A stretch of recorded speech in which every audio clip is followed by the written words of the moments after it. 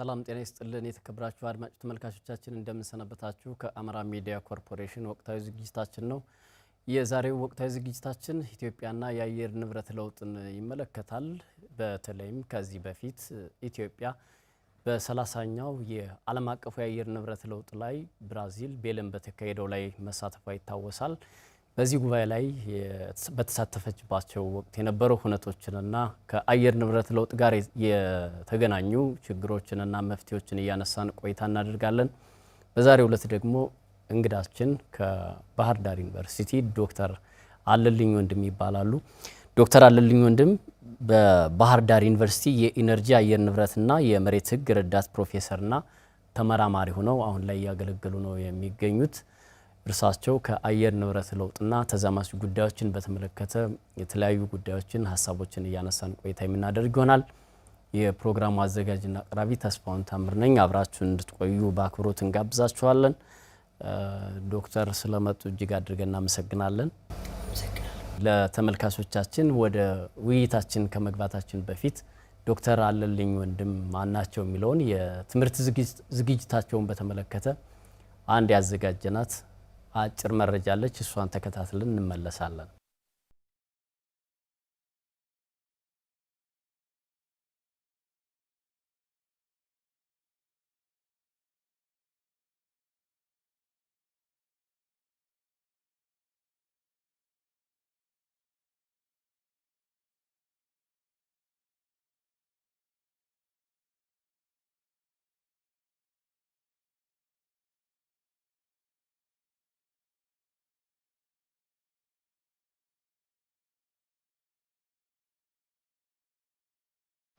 ተመልሰናል ተመልካቾቻችን።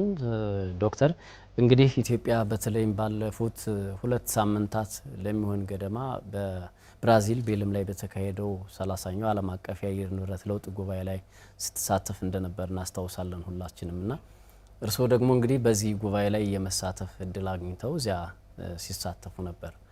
እንደው ጉባኤው ምን ይመስል ነበር? የኢትዮጵያ ተሳትፎስ ምን ይመስላል ከሚለው ጥያቄ ውይይታችንን እንጀምር። አመሰግናለሁ። እንግዲህ በዚህ በተባበሩት መንግስታት ድርጅት የአየር ንብረት ለውጥ ጉባኤ 30ኛው ማለት ነው በብራዚል በቤለም ከተማ የተካሄደው የዓለም የሙቀት መጠንን በተመለከተ የዓለም መሪዎች የተለያዩ ተሳታፊዎች የተነጋገሩበት አጀንዳ አድርገው ብዙ ቁም ነገሮች ውሳኔዎች የተላለፉበት ጉባኤ ነበረ። በዚህ ጉባኤ እንግዲህ በብራዚል የተካሄደው በብራዚል ጉባኤው ሲካሄድ የመጀመሪያ ጊዜ አይደለም። ከዛሬ 33 ዓመታት በፊት የተባበሩት መንግስታት ድርጅት የአየር ንብረት ለውጥ ስምምነት ማዕቀፍ የሚባል አለ። ይህ ስምምነት ማዕቀፍ እንደዚህ አይነት ጉባኤዎችን እየፈጠረ ስለ አየር ንብረት ለውጥ ጉዳይ ዓለም እንዲነጋገር የዓለም መሪዎች ሀገራት ተሰባስበው የወሰኑት የስምምነት ማዕቀፍ ነው። ይህ የስምምነት ማዕቀፍ የተፈጠረው በብራዚል ከተማ በሪዮ ዲ ጄኔሮ በሚባል ሲሆን ከዛሬ 33 ዓመት በፊት መፈጠሩ ወይም ከዛ በኋላ መካሄዱ ይህንን ጉባኤው ልዩ ያደርገዋል። በዚህ የተባበሩት መንግስታት ድርጅት የአየር ንብረት ለውጥ ስምምነት ማዕቀፍ በሚባለው አንቀጽ 7 ስንመለከት ኮፕ የሚባል ወይም ኮንፈረንስ ኦፍ ፓርቲስ የሚባለው በአማርኛ ትርጉሙ የተሳታፊዎች ጉባኤ የሚባለው የተወለደበትና እነዚህ ተሳታፊዎች በአየር ንብረት ለውጥ ወይም የካርበን ልቀት ቅነሳና ከአየር ንብረት ለውጥ ጋር የሚቋቋም የኢኮኖሚ ዘርፍ በመፍጠር ላይ ትልቅ ጊዜ ወስደው የተነጋገሩበት ጉባኤ ነበረ። በዚህ የስምምነት ማዕቀፍ ላይ የተለያዩ ዓለም አቀፍ ህጎች የወጡበትና ስምምነት ማዕቀፉም ለዓለም አቀፍ ህጎች መሰረቱን ጥሎ ያለፈ ለምሳሌ በጃፓን የተካሄደው የኪዮቶ ፕሮቶኮል ስምምነት በዚህ ስምምነት ማዕቀፍ መሰረትነት የተወሰነ የፓሪስ ስምምነቱ እንዲሁ ይህንን የስምምነት ማዕቀፉን መሰረት አድርጎ የተወሰነ ስለሆነ ለዓለም የአየር ንብረት ለውጥ ብዙ መሰረቶችን ጥሎ ያለፈ ስምምነት ማዕቀፍ ነው። እንግዲህ ወደ ብራዚል ስንመለስ 30ኛው የተባበሩት መንግስታት ድርጅት የአየር ንብረት ለውጥ ጉባኤ በ30ኛ ጊዜ ሲካሄድ በብራዚል ላይ የዓለም የሙቀት መጠን እየጨመረ በመሄዱ ምን አይነት ወሳኝ እርምጃዎች መወሰድ አለባቸው በሚለው የትኩረት አጀንዳውን አድርጎ የተካሄደ ሲሆን በዚህ ጉባኤም የተለያዩ የአየር ንብረት የፋይናንስ ጉዳዮች እንዲሁም ሀገራት በተለይም በኢንዱስትሪ በኢኮኖሚ ያልበለጸጉ ሀገራት የአየር ንብረት ለውጥ ተጋላጭነትን በምን አይነት መንገድ መቀነስ አለባቸው የሚለው እንደ አርዕስት ተወስዶ ብዙ ተሳታፊዎች የዓለም መሪዎች የሀገራት መሪዎች በአየር ንብረት ለውጥ ላይ ተሟጋች የሆኑ እንዲሁም በአየር ንብረት ለውጥ ተጋላጭ ከሆኑ ሀገራት የተሳተፉ ብዙ ነዋሪዎች የተገኙበትና እንዲሁም በአማዞን በኩል ወንዙን ተሻግረው ብዙ ቀናትን ወስደው እነዚህ ነዋሪዎች በአየር ንብረት ለውጥ ጉዳይ ላይ ተገኝተው ድምፃቸውን ያሰሙበት ትልቅ ጉባኤ እንደነበር ማንሳት ይቻላል። ይህ የብራዚሉ ጉባኤ እንግዲህ ለሀገራችን ኢትዮጵያም ትልቁን እድልና ወደፊትም ኃላፊነት ሰጥቶ ያለፈ ትልቅ ጉባኤ መሆኑን ማንሳት እንችላለን። ከዚህ በፊት የተለያዩ የህግ ማዕቀፎችና ስምምነቶች ሲደረጉ እንደነበረ ይታወሳል እና በተለይ ባለፈው ዓመት ባኩ ላይ በተካሄደውና በዘንድሮም እዚህ ቤልም ላይ በተካሄደው የአየር ንብረት ለውጥ ጉባኤ ላይ እርምጃዎችን የሚጠይቅ ጉባኤ እንደነበረ ሲነሳ ነበርና ከዚህ አንጻር ምን የተለየ ነገር አስተዋሉ እርስዎ? አዎ እንግዲህ በዚህ በ30ኛው የተባበሩት መንግስታት ድርጅት የአየር ንብረት ለውጥ ጉባኤ በብራዚል በቤለም ከተማ በተካሄደው አጠቃላይ ተሳታፊዎቹ መሪዎቹ የተነጋገሩባቸው ጉዳዮች ከዚህ ከእቅድ ወይም ከመነጋገር ከንግግር ያለፈ ተግባራዊ እርምጃዎች መካሄድ አለባቸው የሚል ነበር አንዱ ትልቁ ጉዳይ መነጋገሪያ የነበረው። እንግዲህ ሀገራት የአየር ንብረት ለውጥን ለመቀነስ ለመቋቋም ብዙ አይነት እቅዶችን ያስገባሉ፣ ብዙ አይነት ተግባራዊ እርምጃዎችን ይወስዳሉ፣ ብዙ አይነት ቃሎችን ይገባሉ። እነዚህ ቃሎች እነዚህ እቅዶች ወደ ተግባር መግባት አለባቸው፣ ተግባራዊ እርምጃዎች መወሰድ አለባቸው ከሚለው አንጻር ከድርድር ወደ ተግባር መግባት አለብን የሚል አንድ የመጨረሻ ሪፖርት የወጣበትና በሂደቱም መሪዎች ተሳታፊዎች በዚህ ዙሪያ የተነጋገሩበት ነበረ። በዚህ ጉባኤ ላይ 6 ዘርፎችን ያማከለ ተግባራዊ እርምጃ መወሰድ አለባቸው ተብለው የተለዩ ጉዳዮች አሉ። አንደኛው በኢነርጂ በትራንስፖርትና በኢንዱስትሪ ዘርፍ ሀገራት ወደ ተግባር መግባት አለባቸው። በኢነርጂ ኢንቨስትመንት ላይ በሚቀጥለው በ2030 የኢነርጂ ኢንቨስትመንታችን አሁን ካለው 3 እጥፍ መሆን አለበት የሚል አንድ ውሳኔ የተወሰነበትና ሁሉም ሀገራት ወይም የዚህ የስምምነት ማዕቀፉ አባል ሀገራት ወይም የፓሪስ ስምምነት ፈራሚዎች የሚባሉት ይህንን ወደ ተግባር መቀየር አለባቸው በሚል መልኩ የተወሰነበት ነው። ሁለተኛው በደን በግብርና እንዲሁም በውሃማ አካላት ወይም በውቅያኖሶች በባህሮች ጋር የተገናኙ ጉዳዮች ነበሩ። እነዚህን ተፈጥሮን ያማከለ ስነ ምህዳርን የጠበቀ ብዝሃ ሕይወትን ከመጥፋት የሚታደግ ተግባራዊ እርምጃ መወሰድ አለበት የሚል አንድ ውሳኔ የተወሰነበት ነው።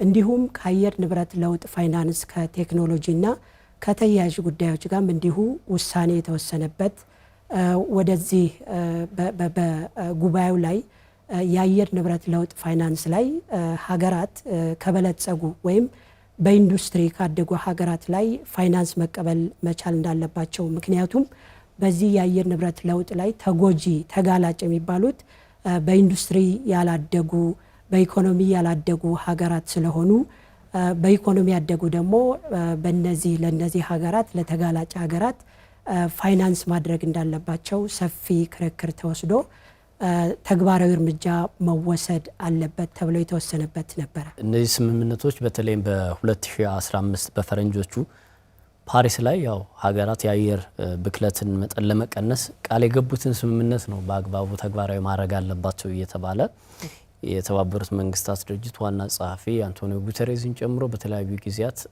የዓለም የአየር ንብረት ለውጥ እጅግ አሳሳቢ እንደሆነ ሲገልጹ ይስተዋል ነበርና ቀደም ሲል ሲያነሱ እንደነበረው በተለይ በማደግ ላይ ያሉ ወይም ያላደጉ አፍሪካና ሌሎችም ተመሳሳይ ሀገራት የዚህ ገፈት ቀማሽ ናቸውና የአንበሳውን ድርሻ ደግሞ የአየር ብክለትን በማስነሳት በኩል የአንበሳውን ድርሻ የሚወስዱት በኢንዱስትሪ የበለጸጉ እነዚህ ሀያላን ወይም ያደጉ ሀገራት ናቸው በሚል ነበርና እንደው ከቃል ያለፈ እነዚህን ህጎችን ተግባራዊ በማድረግ በኩል የተገመገመበት መንገድ ምንድነው የሚመስለው ከቁርጠኝነት አንፃር? አው እንግዲህ በዚህ የስምምነት ማዕቀፉ ላይ መሰረት ተደርገው የወጡ ህጎች አሉ በዓለም አቀፍ ደረጃ።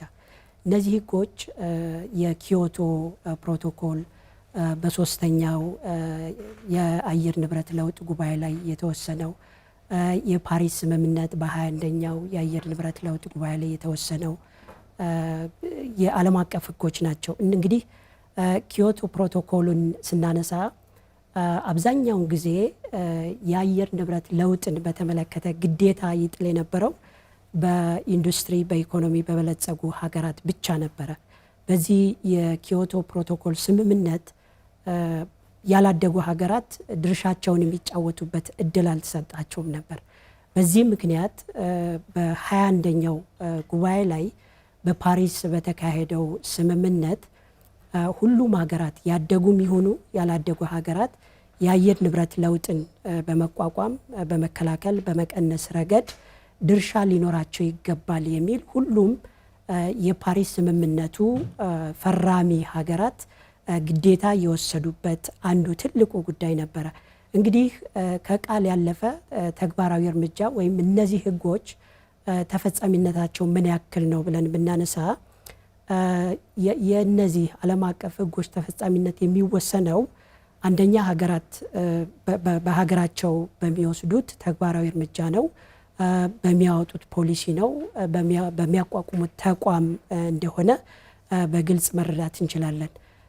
ነገር ግን ሁለት መሪዎች ያነሱት ሀሳብ አለ። ከዚህ እውነት ዓለም በፓሪስ ስምምነቱ ላይ ያስቀመጠችውን በሚቀጥለው ጊዜ የዓለም የሙቀት መጠንን በ1.5 ዲግሪ ሴንቲግሬድ መቀነስ የሚለውን ጉዳይ ዓለም ወደ መቀነሱ እየሄደ ነው ወይ፣ ወደ ተፈጻሚነቱ እየሄደ ነው ወይ የሚለውን ጉዳይ ሲያነሱ የተባበሩት መንግስታት ድርጅት ዋና ጸሐፊ አንቶኒዮ ጉተሬዝ ያነሱት አንድ ነገር ነበረ። ይህንንም በዚህ በጉባኤው ዋዜማ ወይም የፓሪስ ስምምነቱ የ10ኛ ዓመት ስለመዘከር በተዘጋጀው ጉባኤ ላይ ያነሱት ምንድነው? ሀገራት ተግባራዊ እርምጃ እየወሰዱ እንደሆነ፣ ቃላቸውን እያከበሩ እንደሆነ፣ እቅድ እያስገቡ እንደሆነ፣ ነገር ግን ይህ ማለት በቂ እንዳልሆነ የፓሪስ ስምምነቱ ላይ የተቀመጠው ግብ ወይም 1.5 ዲግሪ ሴልሺየስ ላይ ማነው መቀነስ የሚለው ግብ በትክክለኛው መንገድ እየተሳካ ነው አይደለም የሚለውን ጉዳይ በተመለከተ ችግሮች እንዳሉ አንስተዋል። እንግዲህ ይህንን በተመለከተ የእውነት ጉባኤ እናድርገው በሚል ደግሞ የአዘጋጅ ሀገር ፕሬዝዳንት የነበሩት ሉላ እንዳነሱት ማስታወስ እንችላለን። ጉባኤው የእውነት ይሁን ማለት ወደ 1.5 ዲግሪ ሴንቲግሬድ የበካይ ጋዝ ልቀትን የመቀነስ ድርሻ ላይ ሀገራት ሚናቸውን መጫወት እንዳለባቸው ቃል የገቡትና አሁን በተግባር ላይ እያየን ያለነው ነገር ክፍተት እንዳለ፣ እንዲሁም ሀገራት እቅዳቸውን ቢያስገቡም ቃላቸውን እንግዲህ ቢገቡም በዚህ በቃላቸውና በእቅዳቸው መሰረት እየሰሩት ያለው ተግባር ብዙም ይህንን ግብ ለማሳካት የማያስችል ስለመሆኑ ሲያነሱ ጉዳዩን ለሳይንስ መስጠት አለብን፣ እውነታውን ለሳይንስ መስጠት አለብን። ሳይንስ ደግሞ በሚቀጥለው በ2030 ላይ የአየር ንብረት ሙቀቱ ከ1.5 ዲግሪ ሴንቲግሬድ በላይ ይሆናል የሚል ትንበያ ስላለው ይህንን መሰረት አድርገን መስራት አለብን የሚል ክርክሮች፣ ንግግሮች የነበሩበት ሁኔታ አለ። እንግዲህ ወደ ዋናው ጉዳይ ስንመጣ በምን መልኩ ነው ይህንን የፓሪስ ስምምነትና በፓሪስ ስምምነቱ ላይ የተቀመጡ ግቦችን ማሳካት የሚቻለው ስንል አንደኛው ሀገራት በየ5 ዓመቱ የሚያስገቡት ናሽናል ዲተርማይንድ ኮንትሪቢዩሽንስ የሚባሉት ወይም በፍቃደኝነት ላይ የተመሰረተ ብሔራዊ የአየር ንብረት ለውጥ እቅድ የሚባል አለ። ለምሳሌ ኢትዮጵያን ብናነሳ እስካሁን 3 እቅዶችን አስገብታለች። በሶስቱም እቅዶች ላይ የአየር ንብረት ለውጥን ወይም ወደ ከባቢ አየር የሚለቀቀውን በካይ ጋዝ በዚህ ፐርሰንት እቀንሳለሁ የሚል ነው። ይሄ እቅድ የሚገባው ደግሞ ለተባበሩት መንግስታት ድርጅት ለአየር ንብረት ለውጥ ስምምነት ማዕቀፍ ስለሆነ ይህ የስምምነት ማዕቀፉ የሚገባውን እቅድ በየ5 ዓመቱ ሪቪው እያደረገ ተግባራዊነቱን እያየ እየገመገመ ሀገራት በዛ በገቡት ቃልና ባስገቡት እቅድ መሰረት እየፈጸሙ ነው ወይ የሚለውን የሚያይበት ነው። በፐርሰንት ስንመለከትም በመጀመሪያው እቅድ ላይ በካይ ጋዝን በ68.2% አካባቢ እቀንሳለሁ። ማን ነው የመጀመሪያው 64 ነበረ፣ ሁለተኛው 68 ነበረ፣ ሶስተኛው ደግሞ በ70.3% አካባቢ በቅርቡ የገባው ማለት ነው እቀንሳለሁ የሚል ወይም ለአየር ንብረት ለውጥ መቋቋም መከላከል የድርሻዬን አስተዋጽኦ አድርጋለሁ የሚል ሶስተኛው ብሔራዊ በፍቃደኝነት ላይ የተመሰረተ የአየር ንብረት ለውጥ እቅድ ማለት ነው። አንዱ መለኪያችን በዚህ ይሆናል ማለት ነው። ሌላው ሀገራት እንግዲህ በአየር ንብረት ለውጥ መቋቋምና መከላከል ላይ ኢንቨስት በሚያደርጉት አጠቃላይ በዘርፉ ላይ በሚሰሩት ጉዳይ ነው። በግብርና ጉዳዮች፣ በኢነርጂ ጉዳዮች፣ በትራንስፖርት፣ በከተማ ልማት ከተሞችን ስማርት ከማድረግ አንጻር ምን አይነት ተግባራት እየተሰሩ ነው የሚለውን ብናነሳ በእያንዳንዱ ሴክተር ላይ በእያንዳንዱ የኢኮኖሚ ዘርፍ ላይ የአየር ንብረት ለውጥን በካይ ጋዝ የመቀነስና አደጋው ከደረሰ በኋላ አደጋውን ለመቋቋም የሚያስችሉ የኢኮኖሚ ዘርፎችን ከመዘርጋት አንጻር የሚሰሩ ስራዎች አሉ። ከነዚህም አንጻር አይተን መገምገም የምንችልበት ሁኔታ አለ። አሁን ወደ ኢትዮጵያ እንምጣና እንግዲህ ኢትዮጵያ በየዓመቱ በሚካሄደው ዓለም አቀፉ የአየር ንብረት ለውጥ ጉባኤ ላይ ያው ትሳተፋለች። እንግዲህ የአየር ንብረት ለውጥን ለመከላከል በሚልም የተለያዩ የልማት ስራዎች እየተሰሩ እንደሆነ ይታወቃል። በግብርና፣ በኢኮቱሪዝምና በታዳሽ ኃይል እንዲሁም በሌሎች ዘርፎች ላይ የተለያዩ ስራዎች እየተሰሩ እንደሆነ ይታወቃልና እንዴት ነው የአየር ንብረት ለውጥን ለመከላከል የሚያስችለው ወይም እንዴት ነው የሚገለጸው በተለይ ከጉባኤው አንጻር? አው እንግዲህ ሀገራት የዚህ የስምምነቱ ማዕቀፍ ሀገራት ማለት ነው ወይም አባል ሀገራት የምንላቸው በአጠቃላይ ወደ 198 የሚሆኑ ናቸው። ከነዚህ ከ198ቱ አባል ሀገራት ውስጥ ኢትዮጵያ አንዷ ነች። ኢትዮጵያ የአየር ንብረት ለውጥ መከላከልና ተጽዕኖውን ከመቋቋም አንጻር ዘርፈ ብዙ ተግባራትን እያከናወነች ትገኛለች። ለምሳሌ ብናነሳ የአየር ንብረት ለውጥን በምን አይነት መልኩ መቀነስ ይቻላል፣ መከላከል ይቻላል ስንል 2 መሰረታዊ ጉዳዮች አሉ። አንደኛው አጠቃላይ የአየር ንብረት ለውጥ መንስኤ የሚሆኑ ወይም በካይ ጋዝን እንደ ካርበን ዳይኦክሳይድ፣ እንደ ሚቴን፣ እንደ ናይትረስ ኦክሳይድ የሚባሉትን የከባቢ አየርን ሊበክሉ የሚችሉ በካይ ጋዞችን ከመቀነስ ረገድ ወይም ክላይሜት አዳፕቴሽን ሚቲጌሽን የምንለው ተግባር ማለት ነው። ሁለተኛው ደግሞ የአየር ንብረት ለውጥ አደጋው ከደረሰ በኋላ ይህንን አደጋ መቋቋም የሚችሉ የተለያዩ የኢኮኖሚ ሴክተሮችን መዘርጋትና ተግባራዊ ማድረግ የሚባሉ ናቸው። ይህም ክላይሜት አዳፕቴሽን የምንለው ነው። እንግዲህ ኢትዮጵያን ስንመለከት በክላይሜት ሚቲጌሽን እና በክላይሜት አዳፕቴሽን ወይም የልቀት መጠኑን የሚቀንስና አደጋውን የሚቋቋም ተግባርን ለመዘርጋት ብዙ አይነት ፖሊሲዎችን፣ ስትራቴጂዎችን፣ እቅዶችን አውጥታለች። መጀመሪያ በፈረንጆች 2011 የወጣው የአየር ንብረት ለውጥን መቋቋም የሚችል ግሪን ኢኮኖሚ ስትራቴጂ የሚባል አለ። ይህ ግሪን ኢኮኖሚ ስትራቴጂ በአጠቃላይ ኢኮኖሚያችን፣ ልማታችን ዝቅተኛ የካርበን መጠንን ማዕከል ያደረገ ወደ ከባቢ አየር የሚለቀው የካርበን መጠን አነስተኛ መሆን እንዳለበት የሚያትት የኢኮኖሚ ስትራቴጂ ነው። ይህንን ስትራቴጂ መሰረት በማድረግን የተለያዩ ሴክተሮችን ወይም ዘርፎችን መሰረት ያደረጉ ስትራቴጂዎች ወጥተዋል። አንደኛው በደንና ግብርናን መሰረት ያደረገ ወይም በደንና በግብርና ላይ ሊከሰቱ የሚችሉ የአየር ንብረት ለውጦችን በምን አይነት መልኩ መቋቋም እንችላለን የሚለውን ጉዳይ የሚያትት የደንና የግብርና ስትራቴጂ ነው። ሁለተኛው ደግሞ እንዲሁ ትራንስፖርትን ማዕከል ያደረገ ስትራቴጂ ነው። ሶስተኛው ውሃና ኢነርጂን ማዕከል ያደረገ ስትራቴጂ ነው። አራተኛው ደግሞ ከጤና አንጻር ምን አይነት የአየር ንብረት መቋቋሚያና መከላከያ ስልቶች፣ ተግባራት መከናወን አለባቸው የሚለውን የሚያትት ይህ ስትራቴጂ ነው። ከነዚህ በተጨማሪ ኢትዮጵያ እንግዲህ ቅድም ለማንሳት እንደሞከርኩት ለስምምነት ማዕቀፉ በየ5 ዓመቱ የምታስገባው ናሽናሊ ዲተርማይንድ ኮንትሪቢዩሽንስ የሚባለው ወይም በብሔራዊ በፈቃደኝነት ላይ የተመሰረተ የአየር ንብረት ለውጥ እቅድ የሚባል ጉዳይ አለ። በዚህ እቅድ ላይም በየጊዜው መቀነስ የሚችለው ይህን ያክል ነው የሚለውን ለስምምነት ማዕቀፉ አቅርባለች።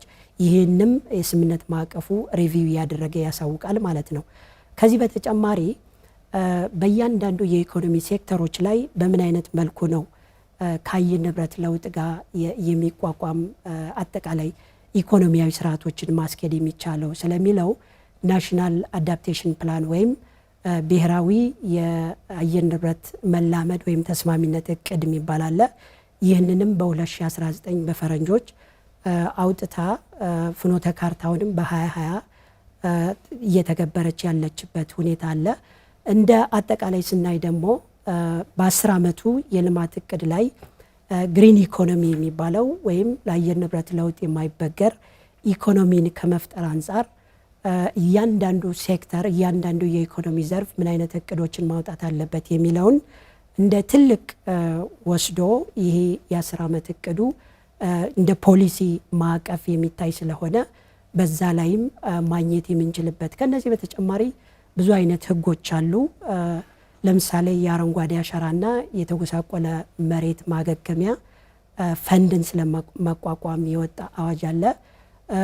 የደረቅ ቆሻሻ አያያዝና አወጋገድ ስርዓትን የሚያትት ህግ አለ። በእነዚህ ሁሉ ህጎች ኢትዮጵያ የአየር ንብረት ለውጥን ከመቋቋም ከመከላከል አንጻር የካርበን ልቀቱን ስለመቀነስና አደጋው ከደረሰ በኋላ የአየር ንብረት ለውጡን መቋቋም የሚችልበትን ዘርፈ ብዙ አሰራሮችን የዘረጋችበት ሁኔታ አለ።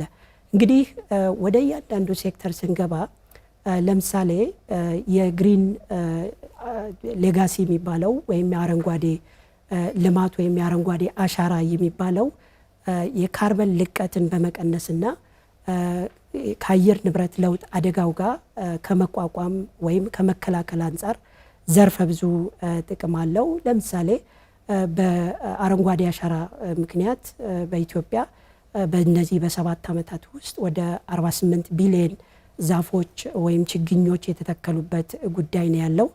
ይሄ የአረንጓዴ ልማት ወይም የአረንጓዴ አሻራ ንቅናቄ መርሃ ግብሩ ዛፍ ከመትከል የዘለለ ጉዳይ ሆኖ ነው የምናየው። ከአየር ንብረት ለውጥ አንጻር ስንመለከት ይሄን ያክል ዛፍ ተተክሏል። ወደ 48 ቢሊዮን ዛፍ ተተክሏል ወይም ችግኝ ተተክሏል። ነገር ግን እነዚህ የተተከሉ ችግኞች ዛፎች ለምን ተተከሉ ስንል አንደኛው የደን ጭፍጨፋ ጋር ከበረሃማነት ጋር ከአየር ንብረት ለውጥ ጋር ያሉ ተግዳሮቶችን ለመከላከል ስለሆነ ትልቅ ለአየር ንብረት ለውጥ መቋቋምና መከላከል ትልቅ ትርጉም አለው።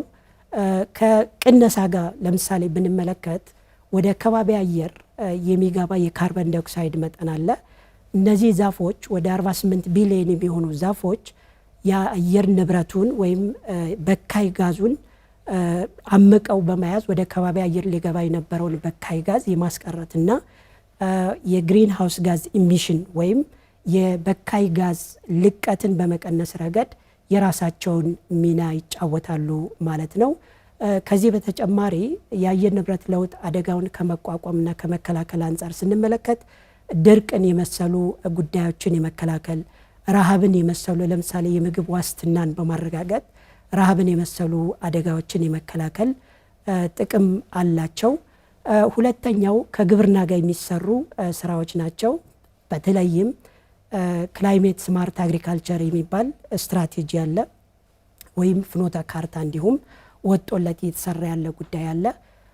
ከዚህ ጋር ተያይዞ በተለያዩ ዝናብ አጠር በሆኑ አካባቢዎች ላይ ከአየር ንብረት ለውጥ ጋር ተስማሚ የሆነ የግብርና ስርዓታችን እንዴት ማስኬድ እንችላለን በሚል ረገድ ይሄ አጠቃላይ ስትራቴጂውና ሮድማፑ በእነዚህ ዘርፎች ላይ መሰራት እንዳለበት የሚያትት ጉዳይ አለ። ሌላው እንዲሁ ከኢነርጂ ጋር ብናነሳ ኢነርጂ ላይ ኢትዮጵያ ብዙ ኢንቨስትመንት እያካሄደች ያለችበት ሁኔታ ነው ያለው። የተለያዩ ፖሊሲዎችን፣ ህጎችን አውጥታ የተለያዩ ተግባራትን እየፈጸመች ያለችበት ሁኔታ ነው ያለው። በተለይም ከኢትዮጵያ እንግዲህ ታላቁ ህዳሴ ግድብ ስናነሳ ወደ 90% የሚባለው የኢትዮጵያ ታዳሽ ኢነርጂ ምንጭ ከውሃ የምናገኘው ነው እንደሚባለው ማለት ነው። ኢትዮጵያ በራሷ ኢንቨስት እያደረገችበት ሁኔታ አለ። ከነዚህ ውሃን መሰረት ያደረገ ኢነርጂ በተጨማሪ የተለያዩ ንጹህ ወይም አረንጓዴ ኢነርጂ ምንጮች የምንላቸው ከፀሐይ፣ ከንፋስ እንዲሁም አሁን በአዲሱ ግሪን ሃይድሮጅን የሚባል ፖሊሲ እየወጣለት ያለ አንድ የኢነርጂ ምንጭ ተደርጎ የሚወሰድ አለ። በእነዚህ ዘርፎችም ፖሊሲዎችን፣ ህጎችን፣ ተቋማትን በማቋቋም በኢነርጂ ኢንቨስትመንት ላይ እየተሰራ ያለበት ሁኔታ ነው ያለው። በሌላ ደግሞ ትራንስፖርትን ስንመለከት በነዳጅ የሚሰሩ ተሽከርካሪዎችን በተመለከተ ከነዳጅ የሚወጣውን በካይ ጋዝ ለመቀነስ የትራንስፖርት ሲስተማችን ወይም ስርዓታችን የአየር ንብረት ለውጥን መቋቋም መከላከል መቻል አለበት ከሚል በኤሌክትሪክ የሚሰሩ ተሽከርካሪዎች በሰፊው ወደ ሀገሪቱ እየገቡ በሀገሪቱ እየተተገበሩ ያለበት ሁኔታ ስላለ በእነዚህ በፖሊሲዎቹ፣ በህጎቹ፣ በተቋማቱ ዙሪያ ስንመለከት እንዲህ አይነት ስራዎች እየተሰሩበት ያለበት ሁኔታ ነው ያለውና ኢትዮጵያም ለዚህ ለአየር ንብረት ለውጥ የማይበገር ኢኮኖሚን ወይም ግሪን ዴቨሎፕመንት ግሪን ኢኮኖሚ የሚባለውን ጉዳይ ከማስፈጸም አንጻር የራሷን ድርሻ የራሷን ተግባር እየፈጸመች ያለችበት ሁኔታን መረዳት እንችላለን። ኢትዮጵያ እንግዲህ በፈረንጆቹ 2027 ወይም ደግሞ በእኛ በ2020 ዓመተ ምህረት 32ኛውን የዓለም አየር ንብረት ለውጥ ጉባኤ ወይም ኮፕ 32ን እንድታስተናግድ ተመርጣለች። የአፍሪካ ሀገራትም ጉባኤውን እንድታስተናግድ ድጋፍ ሰጥተዋታልና እድሉ መሰጠቱ ለኢትዮጵያ ምንድነው ያለው ትርጉም? ለአፍሪካውያንስ ምንድነው ሊኖረው የሚችለው አስተዋጽኦ የሚለውን እናንሳ። በዚህ በ30ኛ ጊዜ በተካሄደው በብራዚሉ ጉባኤ ላይ አንዱ የጉባኤው ውጤት የነበረው ኢትዮጵያ በመጪው 2 ዓመታት 32ኛውን የተባበሩት መንግስታት ድርጅት የአየር ንብረት ለውጥ ጉባኤን ማስተናገድ ወይም አዘጋጅ ሀገር እንድትሆን በሙሉ ድምፅ የተመረጠችበት ክስተት ነበረ። ይህም ለኢትዮጵያ ትልቅ እድል ነው። እንኳን ደስ አላችሁ የሚያስብል ትልቅ ውሳኔ ነው። እንግዲህ ዓለም ኢትዮጵያን በዚህ በአየር ንብረት ለውጥ ጉዳይ ላይ እያደረገች ያለችውን አጠቃላይ የአመራር ሁኔታ እንዲሁም ተግባር እውቅና በመስጠት በመጪው ጊዜ የሚካሄደውን 32ኛውን ጉባኤ በራሷ እንድታዘጋጅ እንግዲህ ከአፍሪካ የተመረጠችበት ሁኔታ ነው ያለው። በዚህ መመረጥ ዘርፈ ብዙ ጥቅሞች አሉት፣ ብዙ ትርጉም አለው። ከነዚህ ትርጉሞች ከነዚህ ጥቅሞች አስተዋጽኦዎች መካከል የተወሰኑትን ማንሳት እንችላለን። እንግዲህ ከዚህ ጋር ተያይዞ የአየር ንብረት ለውጥ ጉባኤን ማዘጋጀት ወይም ማስተናገጃ ሀገር መሆን ማለት በአየር ንብረት ለውጡ ላይ የመሪነት ሚናውን መውሰድ ማለት ነው። የመሪነት ሚና ማለት ከዛሬ 2 ዓመት በኋላ የሚደረገውን 32ኛውን ጉባኤ ኢትዮጵያ አጀንዳ ሴት የማድረግ አጀንዳ ቀርጻ የቅድሚያ መሰጠት ያለባቸውን ጉዳዮች በተለይም የክላይሜት ፋይናንስ ወይም የአየር ንብረት ፋይናንስን የመሰሉ ጉዳዮች በራሷ አጀንዳ ቀርጻ ለዓለም የምታቀርብበትና አጠቃላይ የድርድር ሂደቶችን ማሳለጥ የምትችልበትን እድል የምታገኝበት እንዲሁም የጉባኤ ውሳኔዎችን ደግሞ ተከታትላ እንዲፈጸሙ ማንዴት ወይም ስልጣን ተግባር ወይም ኃላፊነት የምትወስድበት አንድ ትልቅ ክስተት በመሆኑ ለኢትዮጵያ ትልቅ እድልና ትልቅ ኃላፊነት መሆኑን ማንሳት እንችላለን። እንግዲህ በዝርዝር ስናነሳ ኢትዮጵያ እስካሁን በአየር ንብረት ለውጥ መቋቋምና መከላከል ረገድ ዘርፈ ብዙ ስራዎችን ሰርታለች። ፖሊሲ ከመቅረጽ፣ ህግ ከማውጣት፣ ተቋም ከማቋቋም ጀምሮ የክላይሜት ገቨርናንስን በተመለከተ የአየር ንብረት አስተዳደርን በተመለከተ ስናይ በአፍሪካ በቀዳሚነት እየተንቀሳቀሰች ያለች ሀገር እንደመሆኗ መጠን የሁለተኛውን የአፍሪካ የአየር ንብረት ለውጥ ጉባኤን በተሳካ መልኩ ያዘጋጀችበት ሁኔታ መኖሩን በዚህም በዓለም አቀፍ ደረጃ አሁን ደግሞ 32ኛውን ጉባኤ ለማዘጋጀት እድል ያገኘችበት ሁኔታ ስለሆነ የአየር ንብረት ለውጥ የመሪነት ሚና እየተጫወተች መሆኑን የሚያሳይ አንድ ትልቅ ክስተት ነው። ይህ 32ኛው የአየር ንብረት ለውጥ ጉባኤ አስተናጋጅ መሆን ማለት ነው። ሌላው እንዲሁ በዓለም አቀፍ ደረጃ ቁመና የተስተካከለ የሚሆንበት የሚጠነክርበት የአየር ንብረት ለውጥ ድርድሮች ላይ ድምጿን ከፍ አድርጋ የምታሰማበት በራሷ በመወሰን ረገድ ደግሞ የአንበሳውን ድርሻ የምትወስድበት ጉባኤ ስለሆነ ይህ 32ኛው የአየር ንብረት ለውጥ ጉባኤ አስተናጋጅ መሆን ትልቅ እድልና ትልቅ ኃላፊነት መሆኑን ማንሳት እንችላለን። ሌላው እንዲሁ አፍሪካን የምትወክልበት ለአፍሪካ ድምፅ የምትሆንበት እድል ነው ይህ ጉባኤ አስተናጋጅ መሆን ማለት ነው። አፍሪካ ላይ እንግዲህ ብዙ ውስጥ ላይ ሀገራት አሉ።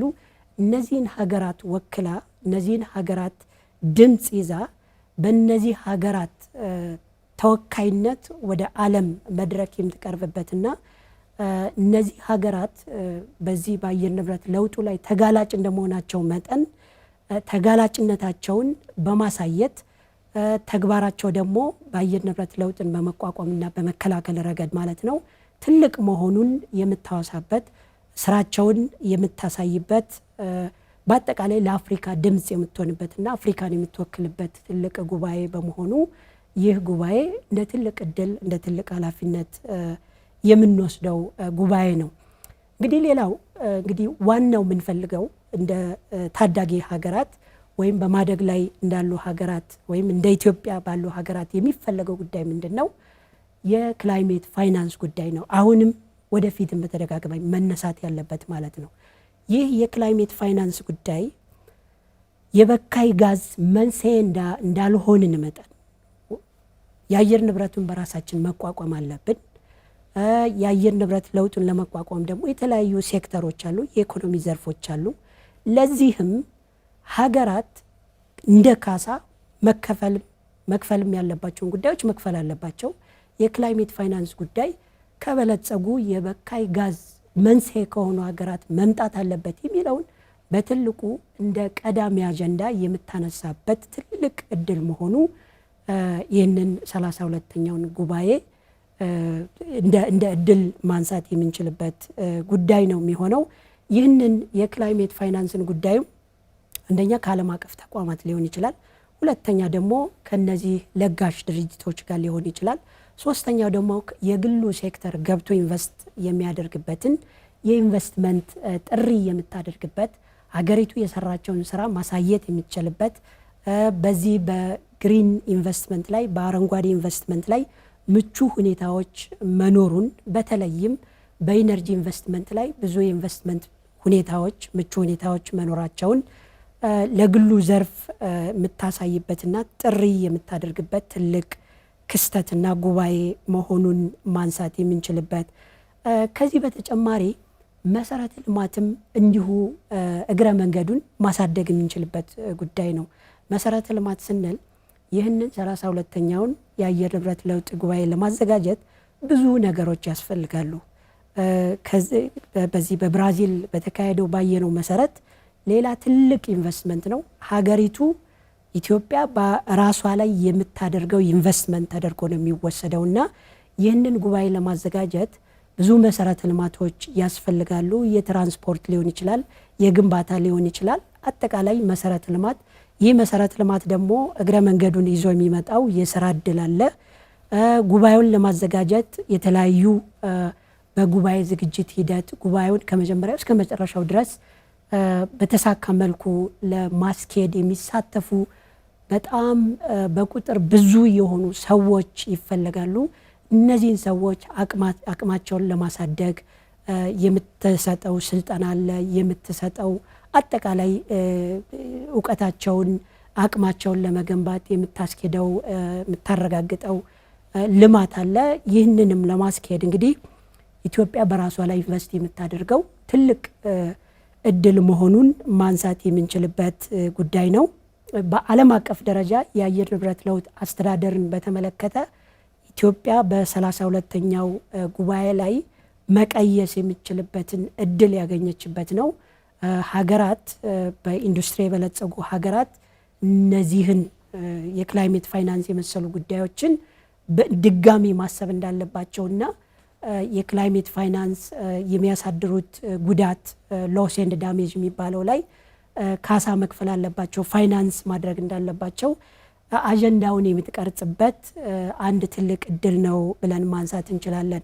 በአጠቃላይ ስናነሳ ግን የአየር ንብረት ለውጡን በአጠቃላይ የምትመራበት ድርድሩን የምታስኬድበትና ውሳኔዎችን የውሳኔ ሀሳቦችን ወይም አጀንዳዎችን በራሷ በቀዳሚነት ለይታ የምታስቀምጥበት ትልቅ እድል መሆኑን ማንሳት እንችላለን። የተከበራችሁ ተመልካቾቻችን የዛሬ ወቅታዊ ዝግጅታችን ወደ እናንተ መድረሱ እንደቀጠለ ነው። ትኩረት ያደረግንበት ርዕሰ ጉዳይ ደግሞ ኢትዮጵያና የአየር ንብረት ለውጥን በተመለከተ ነው።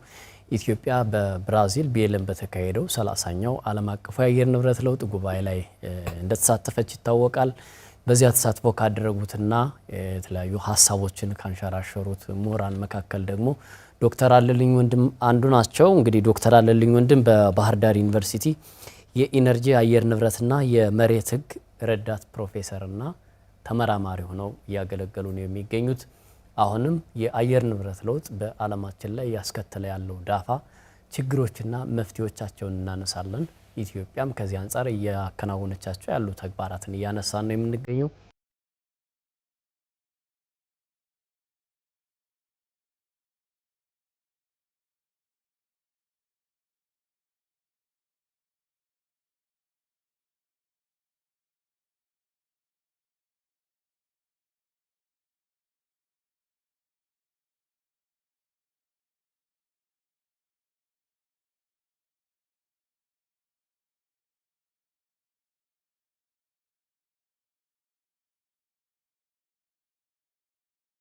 መልካም ዶክተር፣ እንግዲህ በአየር ንብረት ለውጥ ምክንያት በተለያዩ የዓለማችን ሀገራት ኢትዮጵያም ከቅርብ ጊዜ ወዲህ በተለይም በተለያዩ የተፈጥሮ አደጋዎች የመሬት መንሸራተት፣ ጎርፍ፣ መጥለቅለቅ፣ ድርቅ፣ ሰደድ እሳት እነዚህ የተፈጥሮ አደጋዎችም የኢትዮጵያ ክስተቶች እንደሆኑ እናያለን እና ከዚህ አንጻር የዓለም ሀገራት እነዚህን ችግሮች እንዴት ነው የሚያዩዋቸው? አሳሳቢነቱን ጉባኤው እንዴት ነው የተመለከተው? ያው መልካም እንግዲህ የአየር ንብረት ለውጥን በተመለከተ በዓለም አቀፍ ደረጃ እንግዲህ ተግዳሮቶች ወይም ስጋቶች ተብለው ከተቀመጡ ክስተቶች አንዱ ነው። የአየር ንብረት ለውጥ ብዙ አይነት ዓለም አቀፋዊ ስጋቶች አሉ። ከነዚህ ውስጥ አንዱና ዋነኛው ስጋት የአየር ንብረት ለውጥ ነው የሚል ነው። እንግዲህ እስካሁን የተደረጉ ለ30ኛ ጊዜ የተደረጉ ጉባኤያት የሚያሳዩት በዚህ በብራዚሉ ጉባኤም የአየር ንብረት ለውጥ ስጋቱ ወይም ተግዳሮቱ በሰፊው የተነሳበት ጉዳይ ነው።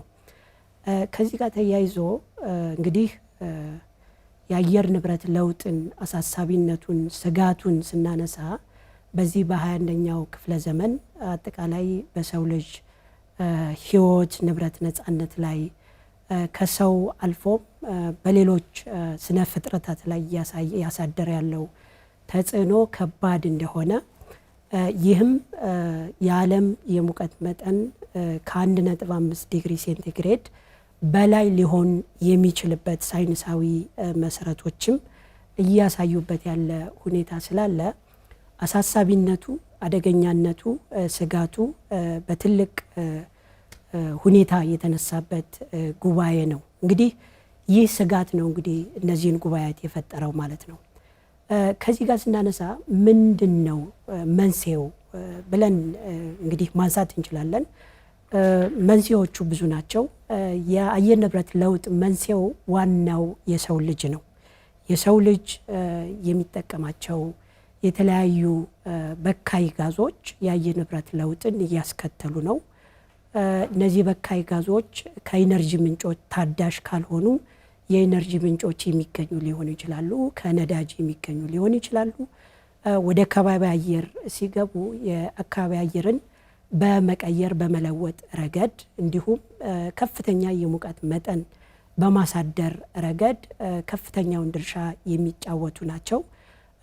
በሁለተኛነት ደረጃ ብናነሳ መንስኤዎቹ ምንድናቸው ብንል ብዙ አይነት የኢኮኖሚ ዘርፎች ናቸው። ግብርና እንደ አንድ የአየር ንብረት ለውጥ መንስኤ ማንሳት እንችላለን።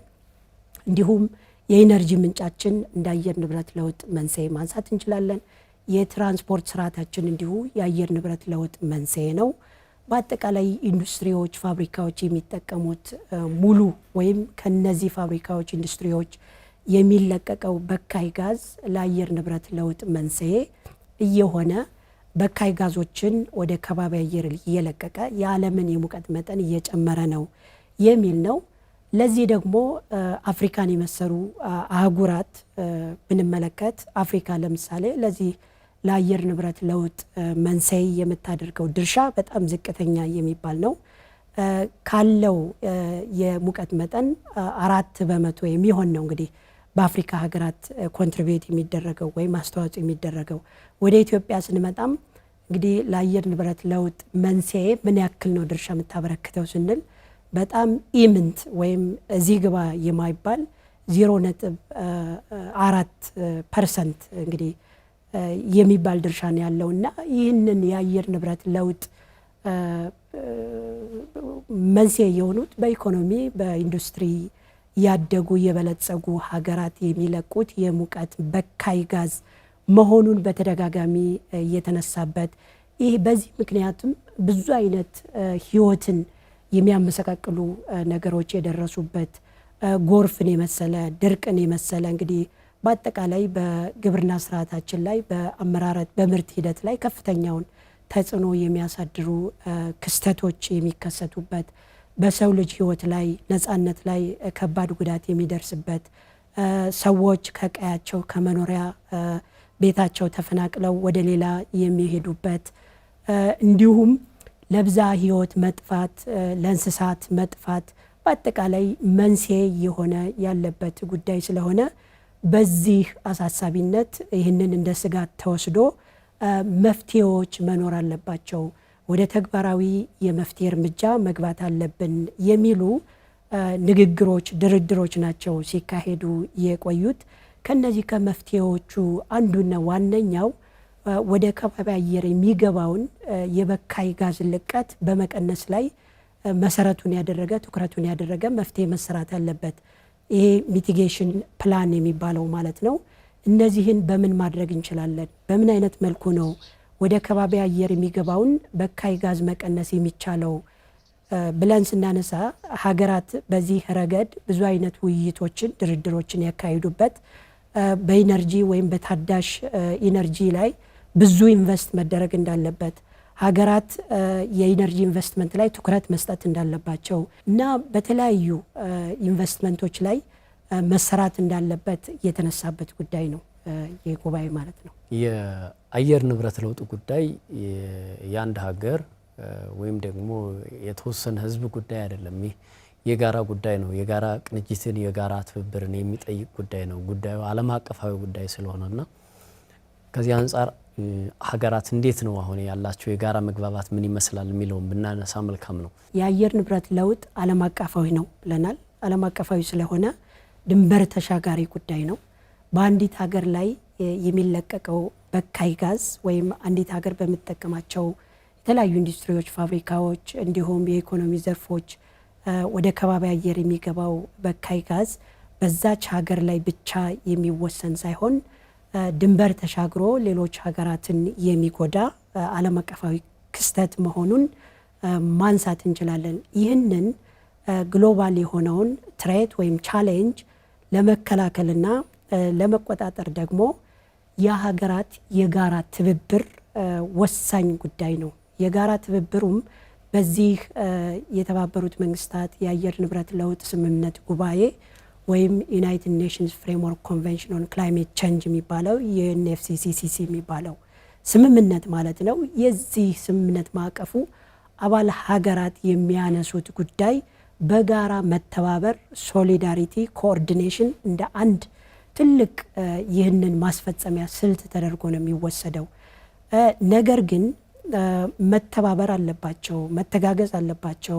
የአየር ንብረት ለውጡን ከመንስኤው ለመቀነስ እና ጉዳት ከደረሰ በኋላ ለመቋቋም ሀገራት እርስ በርሳቸው መተባበርና መደጋገፍ አለባቸው ስንል አንደኛው እነዚህ በኢንዱስትሪ የበለጸጉ ሀገራት ወይም በካይ ጋዙን በአብዛኛው ደረጃ ወደ ከባቢ አየር ለቀው እነዚህን በኢኮኖሚ ያላደጉ ሀገራትን የሚጎዱ ሀገራት በእነዚህ በአየር ንብረት ለውጥ ተጋላጭ በሆኑ ሀገራት ላይ ኢንቨስት ማድረግ አለባቸው የሚል ነው።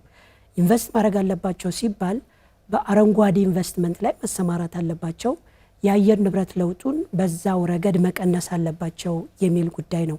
ሁለተኛው ሀገራት በራሳቸው ለምሳሌ ኢትዮጵያን የመሰሉ ሀገራት በራሳቸው ኢንቨስት እንዲያደርጉ በራሳቸው ስራውን እንዲሰሩ የፋይናንስ ድጋፍ ማድረግ አለባቸው የሚል አንድ የትብብር ማዕቀፍ ነው። ስለዚህ የሚቲጌሽን ፈንድ የሚባል አለ፣ የአዳፕቴሽን ፈንድ የሚባል አለ።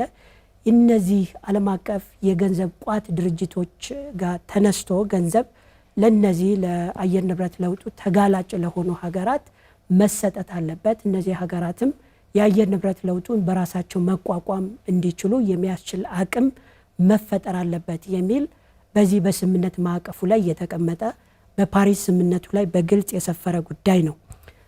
ይህንን ስናይ እንግዲህ እውነት የክላይሜት ፋይናንስ ጉዳይ ለነዚህ ሀገራት እየተሰጠ ነው ወይ ብለን ስናነሳ እንግዲህ አፍሪካም ከዚህ በፊት ያደረገችው ሁለተኛው የአፍሪካ የአየር ንብረት ለውጥ ጉባኤ ነበረ። አንዱ መነጋገሪያ ርዕስ የነበረው ያለ በደላችን ያለ ተግባራችን የአየር ንብረት ለውጥ ተጋላጭ እየሆንን ስለሆነ እነዚህ በካይ ጋዞችን ወይም ለአየር ንብረት ለውጡ ትልቅ ድርሻ ያላቸው ሀገራት የክላይሜት ፋይናንስ ጉዳይን በትኩረት ማሰብ አለባቸው የሚል የክርክር መነሻ ሀሳብ የነበረው ይህ የአፍሪካ የአየር ንብረት ለውጥ ጉባኤ ላይ የተወሰነ ውሳኔ ደግሞ ወደ 30ኛው የአየር ንብረት ለውጥ ጉባኤ በብራዚል ላይ የቀረበበት እንዲሁም ሀገራት ተጋላጭ ሀገራት በሰፊው የክላይሜት ፋይናንስን ጉዳይ ዋና ትኩረት አድርገው የተነጋገሩበት አርዕስት እንደነበር ማንሳት እንችላለን። ይህም ሆኖ ምን ያክል ኢንቨስት እያደረጉ ነው፣ ምን ያክል ፋይናንስ ድጋፍ እያደረጉ ነው ስንል ብዙም ባይባል የተወሰኑ ተግባራት እንዳሉ ማንሳት እንችላለን። ይህንም የስምምነት ማዕቀፉና የፓሪስ ስምምነቱን ቃል የሚያከብሩ በተወሰነ ደረጃ ተግባራት እንዳሉ ማንሳት ይቻላል። ሌላው አንዳንድ ሀገራት ደግሞ ከዚህ የፓሪስ ስምምነትን ከመሰሉ ህጎች ወይም አባልነቶች እየወጡ ያሉበት ሁኔታ አለ። እንግዲህ አሜሪካን የመሰሉ ሀገራት በትራምፕ አስተዳደር ከዚህ በፊት በነበረው ሙሉ በሙሉ ከፓሪስ ስምምነት የወጣችበት ሁኔታ አለ። አሁንም ወደ ማውጣት እየተጓዘች ያለችበት ሁኔታ አለ። እንግዲህ እንደነዚህ ያሉ ጉዳዮችን ስናነሳ እውነት የዓለም የሙቀት መጠንን ወደ 1 ዲግሪ ሴንቲግሬድ ለመቀነስ እየተባበረ ነው ወይ የተጋገዘ ነው ወይ ወይም ከምንጩ የበካይ ጋዝ ልቀትን እየቀነሰ ነው ወይ ወይም ለጉዳቱ ተጋላጭ የሆኑ ሀገራት በራሳቸው የአየር ንብረት ለውጥን መቋቋም እንዲችሉ በኢኮኖሚ ዘርፎች ላይ ድጋፍ እያደረገ ነው ወይ ብለን ስናነሳ እንግዲህ መወሰን እንችላለን። ብዙ ነው ባይባልም ተግባራት እንዳሉ ማንሳት አሁንም ወደፊትም በሚካሄዱ ጉባኤት ላይ እንደ ዋና አጀንዳ ሊነሳ የሚገባው የአየር ንብረት ለውጥ ፋይናንስ ጉዳይና የሀገራት የትብብር ጉዳይ መሆኑን ማንሳት እንችላለን። ከኢኒሺየቲቭ ከመንግስት ፖሊሲዎችና ስትራቴጂዎች ባለፈ ወይም ደግሞ በዩኤን ባለም አቀፉ የአየር ንብረት ለውጥ ጉባኤ ከሚወጡ ህጎችና ደንቦች ባለፈ እንደ ሀገር በግለሰብ ደረጃስ ምንድን ይጠበቃል? ይህንን የአየር ንብረት ለውጥን በመከላከል በኩል በተለይ እንደው ከግንዛቤ ጀምሮ የእያንዳንዱም ሀገራት ዜጋውም ኃላፊነት አለበት ብዬ አስባለሁና ምንድነው ከግለሰብ ጀምሮ ከእያንዳንዱ ዜጋ የሚጠበቀው ነገር?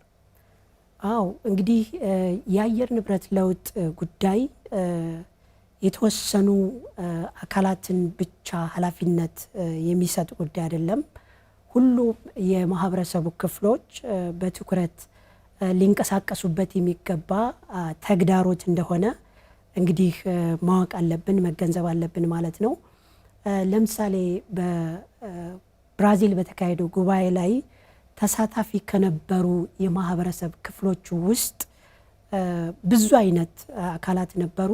ከነዚህ ውስጥ የአየር ንብረት ለውጡን አደጋውን ተረድተው በዚህ አደጋ ላይ ለውጥ መፍትሄ መሰጠት አለበት በሚል የመከራከሪያ ሀሳብ ይዘው የቀረቡ የአካባቢው ማህበረሰብ ክፍሎች ነበሩ።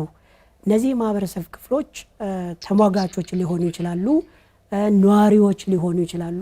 ነገር ግን ይህ የአየር ንብረት ለውጥ አደጋው ገፈት ቀማሽ ስለሆኑ ወይም አደጋው ሪሊ በእነሱ ላይ የተንጸባረቀባቸው ሰዎች እንደመሆናቸው መጠን፣ የድርቅ ተጠቂዎች እንደመሆናቸው መጠን፣ የጎርፍ ተጠቂዎች እንደመሆናቸው መጠን፣ ለብዛ ህይወት ለአካባቢ የሚጨነቁ ሰዎች እንደመሆናቸው መጠን ይህንን ጉዳይ ለመከላከል ሰፊ ድርሻ ወስደው ጊዜ ወስደው ድምጽ ያሰሙበት ሁኔታ ነበረ። እንዲያውም በዚህ ከተለያዩ የዓለም ሀገራት ወደ ተሰበሰቡ በጉባኤ ላይ ወደ ታደሙ ሰዎች ፊት ቀርበው ነው ድምጻቸውን ሲያሰሙ የነበረው።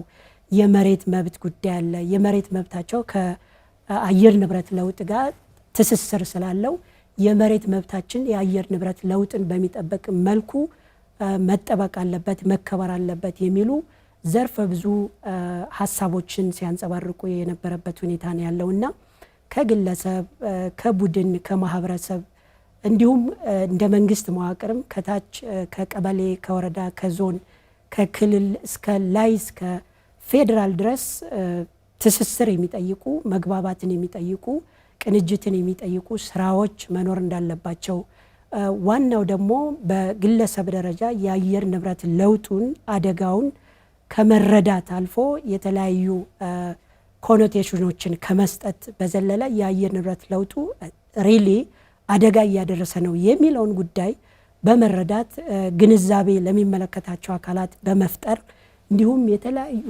የትምህርት ስርዓቶች ላይ ይህንን ጉዳይ እንደ አንድ ጉዳይ ትልቅ ጉዳይ ትኩረት አጀንዳ አድርጎ በመቅረጽ መሰራት እንዳለበትና የሁሉንም ባለድርሻ አካላት ርብርብ የሚጠይቅ የግሉን ዘርፍ ሲቪል ማህበራትን በግለሰብ ደረጃም እንዲሁ የመንግስትን ሚና የሚጠይቅ ጉዳይ ስለሆነ ዘርፈ ብዙ የማህበረሰብ አካላት በትብብር በቅንጅት ጉዳዩን ላይ ትኩረት አድርጎ መስራት እንዳለባቸው እንግዲህ ማንሳት የምንችልበት ሁኔታ ነው ያለው።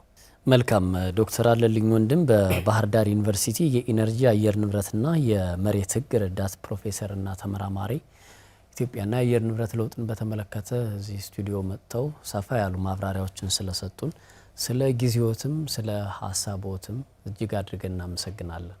አመሰግናለሁ። የተከበራችሁ አድማጭ ተመልካቾቻችን ለዛሬ ያዘጋጀንላችሁ ወቅታዊ መሰናዶ እንደተከታተላችሁት ነው። ኢትዮጵያና የአየር ንብረት ለውጥን በተመለከተ በተለይም ደግሞ በኮፕ 30 ላይ የተነሱ ሀሳቦችና ኢትዮጵያ 32ኛውን የዓለም አየር ንብረት ለውጥ ጉባኤ ለማዘጋጀት ምንድነው የሚጠበቅባት፣ ምንስ አስተዋጽኦ ይኖራል የሚሉና ሌሎች ጉዳዮችን አነሳን። ከዶክተር አለልኝ ወንድም ጋር ሰፋ ያሉ ሀሳቦችን ስናነሳ ቆየን። የዛሬ ወቅታዊ ዝግጅታችን የተከታተላችሁትን ይመስላል። ከካሜራ በስተጀርባ የካሜራ ባለሙያዎች እንዲሁም የስርጭት ባለሙያዎቻችን ከኛ ጋር ነበሩ። ስለምትከታተሉን ከኛ ጋር ስለሆናችሁ እጅግ አድርገን እናመሰግናለን። ጤና ይስጥልኝ።